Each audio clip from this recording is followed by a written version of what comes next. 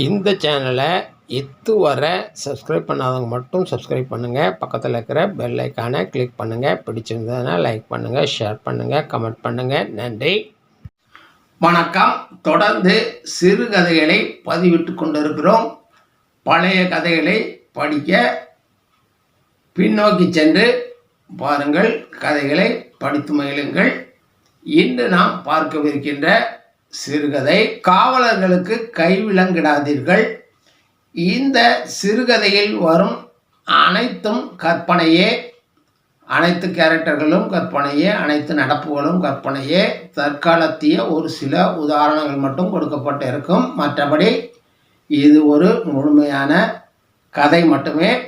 ராமநாதபுரம் மாவட்டம் கேணிக்கரை இங்கே தாங்க என் அப்பா சப் இன்ஸ்பெக்டராக இருக்கார். அவர் பேர் காளிமுத்து.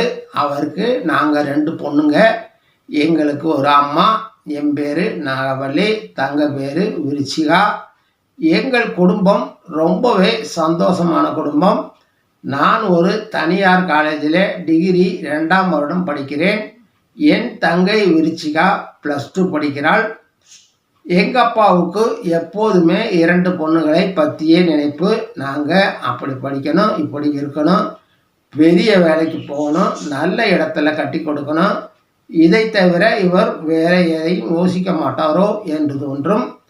பொண்ணுங்க மேலே தான் பாசம் நினைச்சாதீங்க, அம்மா மேலேயும் அவருக்கு பாசம் அதிகம். அப்பா காலையிலேயே வேலைக்கு போனால் ராத்திரி தாங்க வருவார். எப்போ வருவார்னு தெரியாது. நாங்கள் போலீஸ் குவார்ட்டர்ஸில் குடியிருக்கோம். எங்களுக்கு நிலமோ வீடோ வேறு எதுவும் சேமிப்போ சொத்துக்களோ கிடையாது. அப்பாவுடைய வேலை மட்டும்தான். அதுலேயும் அப்பா லஞ்சம் எதுவும் வாங்க மாட்டார். அவர் சம்பளம் மட்டும்தான். அம்மா சிக்கனமாக செலவுகளை செய்து குடும்பத்தை நிம்மதியாக சந்தோஷமாக கொண்டு போயிட்டுருக்காங்க. எங்களுக்காக கொஞ்சம் அப்பா சேமிக்கிறாருன்னு தெரியும். வீட்டுக்கு வந்துட்டால் நாங்கள் பெரிய பிள்ளைகள் ஆகிட்ட பிறமும் கிட்டத்தில் கூட்டி வச்சு கொஞ்சுவார் அப்பா.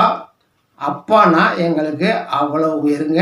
அதே மாதிரி போலீஸ் ஸ்டேஷனில் நடக்கிறது எல்லாம் இங்கே வந்து சொல்லுவார். தினம் தினம் குற்றவாளிகளை பார்த்து பார்த்து வெறுத்து போயிருந்த அப்பா ஒரு திருட்டு, கொலை, கொள்ளை, பாலின தொந்தரவு இப்படி வரும் கேஸுகளே ரொம்பவே கஷ்டப்பட்டு குற்றவாளிகளை கண்டுபிடிச்சிருவாங்க. ஆனால் அதுக்கப்புறம் தான் அவங்களுக்கு பிரச்சனையே ஆரம்பிக்கும். சில நேரங்களில் சந்தர்ப்ப சாட்சிகளை வைத்து தப்பானவங்களையும் பிடிச்சிட்டு வந்துடுறதும் உண்டு. சாதாரணமாக தொடர் குற்றவாளிகள் குற்றங்களையே செஞ்சு பழக்கப்பட்டவங்ககிட்ட இருந்து உண்மையை வாங்க முடியாது. அவங்கள என்ன அடித்தாலும் அவங்க கல்லூரி மாங்காய் மாதிரி அப்படியே இருந்துப்பாங்க. அதனால் அவங்க அதிகமாக அடி வாங்க மாட்டாங்க. அடித்தாலும் பிரயோஜனம் இல்லைன்னு போலீஸ்காரங்க விட்டுருவாங்க. ஆனால் புதிய குற்றவாளிகளை நல்லா 4 தட்டு தட்டினா தாங்க விஷயம் வெளியில் வரும். ஆனால் கண்டிப்பாக சொல்லிடுவாங்க. இதனாலேயே புதிய குற்றவாளிகள் நிறைய அடி வாங்குவாங்க. அடி வாங்காத யாருமே இருக்க மாட்டாங்க. அப்படி இருந்தால் போலீஸால் உண்மையை வெளியில் கொண்டு வர முடியாதுங்க. முன்னால் எல்லாம் போலீஸ்காரங்க கையில் லத்தின்னு ஒரு குண்டாந்தடி வச்சுருப்பாங்க. இப்பெல்லாம் அதையெல்லாம் காணோம். கூட்டத்தை கட்டுப்படுத்துகிற இடத்துல கூட போலீஸ்காரங்க கையில் எந்த தடியோ ஆயுதமோ இல்லாமல் தான் நிற்கிறாங்க. போலீஸை இப்பெல்லாம் யாருமே மதிக்கிறதில்ல, பயப்படுறதில்ல. தப்பு பண்ணுறவங்க பயப்படுறதில்ல. தப்பு பண்ணுறவனை மிரட்டினா கூட எவனாவது செல்லை தூக்கிட்டு வந்து படம் பிடிச்சி உடனே போலீஸ் அராஜகம்னு பதிவிட்டுட்டு போயிடுறாங்க. இப்போ ஒருத்தன் திருடுனான்னு வச்சுக்கோங்க, அரெஸ்ட் பண்ணால் அதை நிரூபிக்க வேண்டிய கடமை போலீஸுக்கு தான். குற்றவாளியை கூட்டிகிட்டு வந்து கேட்டால் சொல்ல மாட்டான். 2 தட்டு தட்டினா தான் உண்மையே வெளியே வரும். ஆதாரங்களை திரட்ட முடியும். கோர்ட்டில் தண்டனை பெற்று தர முடியும். அடிக்காத போலீஸுங்கிறதே பொதுமக்களில் ஒருத்தருக்கு சமந்தாங்க. அவங்கள யாரும் மதிக்க மாட்டாங்க. குற்றவாளிகளை கண்டுபிடிக்கிறதுனா, உண்மையை வரவழைக்கிறதுனா அடித்து தான் ஆகணும். போலீஸ்காரங்க கையை கட்டி போட்டுட்டு வேடிக்கை பார்த்தா என்ன நடக்கும்னு கோயம்புத்தூர் சம்பவம் ஒன்றே போதுங்க. லாக்கப்பில் விசாரிக்கும் போது குற்றவாளியை கொல்லணும்னு யாரும் நினைக்கிறது இல்லை. அப்படி கொன்னால் வேலை போயிடும் தெரியும், ஜெயிலுக்கு போகணும்னு தெரியும். இதெல்லாம் தெரிஞ்சுதாங்க அடிக்கிறாங்க. ஆனால் சில சமயங்கள் தெரியாமல் இறப்புகள் நடந்துடுது. அதனால் அதுக்குரிய தண்டனைகளையும் அனுபவிக்க வேண்டியிருக்கு. சமீபத்தில் மதுரைக்கு பக்கத்தில் நடந்த சம்பவம் என்னன்னு ஊருக்கே தெரியும். அதை மீடியாக்களும் எதிர்கட்சிகளும் எவ்வளவு பெருசாக்குனாங்கன்னு தெரியும். அந்த 5 போலீஸ்காரர்களோட வாழ்க்கை என்ன ஆகும்னு யோசிச்சு பாருங்க. ஒருத்தர் இறந்தார், மிச்சம் 5 பேரோட வாழ்க்கை அம்போதாங்க. அவங்களுக்கு ப்ரெஷர் கொடுத்தவங்களுக்கோ அவங்கள குற்றம் சுமத்தினவங்களுக்கோ எதுவும் கிடையாது. அதுக்கப்புறம் நடந்தது ஒரு எம்எல்ஏ வீட்டு தோட்டத்தில் நடந்த அடிதடியில் ஒரு தந்தையை மகன்கள் ரத்தம் வரும் அளவுக்கு கடுமையாக தாக்கியிருக்காங்க. அந்த செய்தி கிடைத்த 4 போலீஸ்காரர்கள் சமாதானம் செய்ய அங்கே போயிருக்காங்க. அந்த கும்பலால் அந்த 4 போலீஸ்காரங்களையும் விரட்டி கொல்ல ஓடி வந்திருக்காங்க. அதில் ஒரு சப் இன்ஸ்பெக்டர் மட்டும் மாட்டிக்கிட்டாரு. அவரை தலையை வெட்டி கொண்டு போட்டுட்டாங்க. போலீஸ்காரங்கள் கையில் ஆயுதம் இல்லாமல் இருந்தால் அதுதான் நடக்கும். குற்றவாளிகளை பிடிக்க போனால் எல்லா வகை ஆயுதத்தோடும் எல்லா அதிகாரத்தோடையும் அனுப்பி வைக்கணும். அப்போ தான் குற்றவாளிகளை அவங்களால அரெஸ்ட் பண்ண முடியும், குற்றங்களை தடுக்க முடியும்.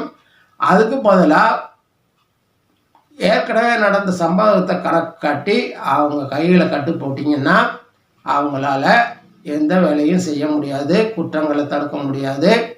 அது மட்டும் இல்லாமல் அவங்க உயிரையே அவங்களால காப்பாற்றிக்க முடியாதுங்கிறதுக்கு இது ஒரு நல்ல சம்பவம். உடனே போலீஸ்காரங்க உயிருக்கே இங்கே இந்த ஆட்சியிலே பாதுகாப்பு இல்லைன்னு கூக்குரல் போடுறாங்க. ஒன்று அப்படி செயல்பட விடுங்க, இல்லைன்னா இப்படி செயல்பட விடுங்க. ரெண்டும் இல்லாமல் விமர்சனம் மட்டுமே வைக்கிறது நியாயம் இல்லைங்க. போலீஸ்காரங்களின் கைகள் கட்டப்பட்டிருந்தால் இந்த கொலைக்கு மெயினாக உள்ள காரணம் போலீஸ்காரர்களின் கைகள் கட்டப்பட்டிருந்தது தான். போலீஸ் அராஜகம் என்று எதிர்கட்சிகள் கூப்பாடு போடலாம். அது அவர்களுடைய அரசியல். அவர்கள் ஆட்சியை பிடிக்க என்ன வேண்டுமானாலும் செய்வார்கள். அவர்களுடைய நோக்கம் ஆட்சியை பிடிப்பதுதான். மீடியாக்கள் ஒரு சம்பவம் நடந்த உடனேயே குற்றவாளி இவர்தான், இவரை கைது செய்ய வேண்டும், உடனே தூக்கிலிட வேண்டும் என்ற அளவுக்கு எழுதுவது எல்லாம் என்ன நியாயம்? ஒரு மனிதனை குற்றவாளி என்று கூறினால் மட்டும் போதாது, அதற்கான ஆதாரங்களை கோர்ட்டில் சப்மிட் பண்ணணும். அது போலீஸ்காரங்களோட வேலை. அவர்தான் குற்றவாளியாங்கிறதையும் முதல்ல உறுதிப்படுத்திக்கணும். இதுக்கெல்லாம் போதுமான நேரம் கண்டிப்பாக வேணும். பத்திரிகையில் மாறி எழுதி கிழிச்சு தூக்கி போட்டு போயிடலாம். மீடியாக்களில் பேட்டிகள் மூலமாக இதை சொல்லிவிட்டு அடுத்த நாள் வேலைக்கு போயிடுவாங்க. ஆனால் அவசரப்படுறது போலீஸ்காரங்க தான். அவங்க தான் ஆதாரங்களை தேடி தெரியணும். ஒருவரை இவர்தான் குற்றவாளி என்று எழுதுகிற அதிகாரத்தை இவர்களுக்கு யார் கொடுத்தது? எதிர்கட்சிகளும் மீடியாக்களும் கொடுக்கின்ற அழுத்தத்தால் ஒரு நிரபராதி கூட குற்றவாளியாக மாறக்கூடிய வாய்ப்புள்ளது என்பதை புரிந்து கொள்ளுங்கள். அதே இடத்தில் உங்களை நிறுத்தி யோசித்து பாருங்கள், புரியும் உங்களுக்கு.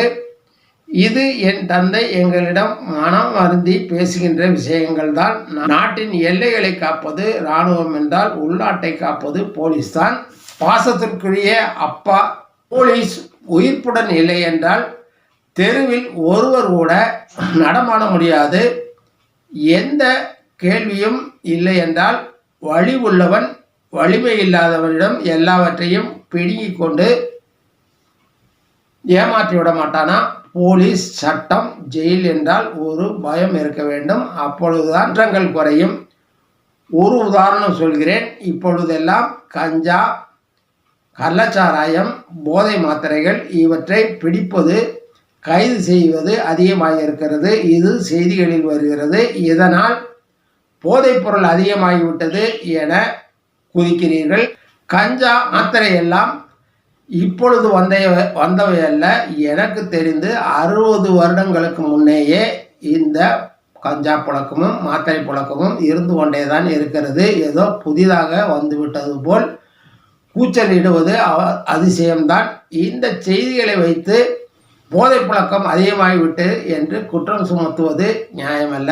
போலீஸ் இவர்களை பிடிப்பதை குறைத்து கொண்டு விட்டு செய்திகள் வராமல் பார்த்து கொண்டு விட்டால் என்ன செய்வீர்கள்? நாட்டுக்கு நல்லது நடக்காது. இப்போதுதான் பாலியல் குற்றங்களுக்கு அதிகபட்ச தண்டனை என்று சட்டம் கொண்டு வரப்பட்டது. இப்பொழுது நிறைய பேர் கம்ப்ளைண்ட் பண்ண முன் வருகிறார்கள். இதனால் பாலியல் குற்றங்கள் குறைய வாய்ப்பு இருக்கிறது. இதையே குறையாக சொன்னால் நாளை இந்த செய்திகளும் குறைந்து போகலாம். எதிர்க்கட்சிகளும் மீடியாக்களும் தங்கள் எல்லையை உணர்ந்து நடந்து கொள்ள வேண்டும். நாட்டில் நல்லது நடக்க உதவ வேண்டும். நிலைமை மோசமாக உங்கள் எழுத்துக்கள் பேச்சுக்கள் அமையக்கூடாது. நாளை இதே நிலை உங்கள் ஆட்சியிலும் ஏற்படக்கூடும். எங்கள் அப்பா சொன்னது சொல்லிட்டேன். இனி என்னோட கதைக்கு வருகிறேன். என்னிடம் அப்பா ஒரு நாள் சொன்னார், இதை யாரிடமும் சொல்லிவிடாதே. ஒரு முன்னாள் மிகப்பெரிய பொறுப்பில் உள்ளவர் பற்றி முக்கியமான தடயங்கள் கிடைத்திருக்கிறது. அவர் பற்றி முழுமையான விவரங்களை தேடிக்கொண்டிருக்கிறேன். கிடைத்தால் அவர் சிறை செல்வது உறுதி. அவர் வெளியே வர முடியாது. எனக்கும் ப்ரொமோஷன் கண்டிப்பாக கிடைக்கும் என்றார். இதை சொல்லி ஒரு வாரமெல்லாம் கொஞ்சம் டல்லாகவே இருந்தார். என்னவென்று கேட்டேன். சில சிக்கல்கள் மிரட்டல்கள் என்றார். ஒரு வாரத்தில் காணாமல் போய்விட்டார். ஸ்டேஷனுக்கு போய் விசாரித்த போது ஒரு கேஸ் விஷயமாக ஊட்டி போயிருக்கிறார், வந்து விடுவார் என்றார்கள். அப்பாவிடமிருந்து ஒரு ஃபோன் கால் கூட வரவில்லை. அப்படியெல்லாம் இருக்க மாட்டாரே என்று தொடர்ந்து போலீஸ் ஸ்டேஷன் சென்று விசாரித்து கொண்டிருந்தேன். சரியான பதிலில்லை. கோர்ட்டுக்கு சென்று ஆள்கொணர்வு மனுவை போட்டேன். விசாரித்து கொண்டிருக்கிறோம். விரைவில் கண்டுபிடித்து விடுவோம் என்றார்கள் போலீசார். ஆனால் ஒரு மாதமாகியும் என்னுடைய பாசத்திற்குரிய அப்பா கிடைக்கவில்லை. தனிப்படை அமைத்திருக்கிறோம் என்றார்கள். அவரை மட்டுமே நம்பியிருக்கிறது எங்கள் குடும்பம். விசாரணைக்காக சென்ற இடத்தில் ஏதாவது ஆகியிருக்குமோ என்ற பயம் எங்களை வாட்டுகிறது. தயவு செய்து காவலர்களை சுதந்திரமாக செயல்பட விடுங்கள். அவர்கள் கையில் அவர்களை பாதுகாத்து கொள்ளும் அளவுக்காவது ஆயுதங்களை கொடுங்கள். காவலர்கள் கையில் விலங்கை மாட்டி அவர்களை அதிகாரத்தை பறித்தால் சட்டம் ஒழுங்கு காணாமல் போய்விடும். அவருடைய பாசமோ அண்மையோ இல்லாமல் வருமானமும் இல்லாமல் அவருக்காக காத்திருக்கிறோம். தயவு செய்து காவலர்களின் பிரச்சனைகளை ஆளுங்கட்சி எதிர்க்கட்சி மீடியாக்கள் பொதுமக்கள் என்று எல்லோரும் புரிந்து கொள்ளுங்கள். அவர்களுக்கும் பாசம் பந்தம் குடும்பம் குழந்தைகள் எதிர்காலம் என்று எல்லாம் உண்டு. தயவு செய்து காவலர் கையில் விளங்கிடாதீர்கள். அது நாட்டுக்கு நல்லதல்ல. இது போன்ற இன்னொரு கதையுடன் உங்களை மீண்டும் சந்திக்கிறேன். நன்றி, வணக்கம். மீண்டும் சந்திப்போம்.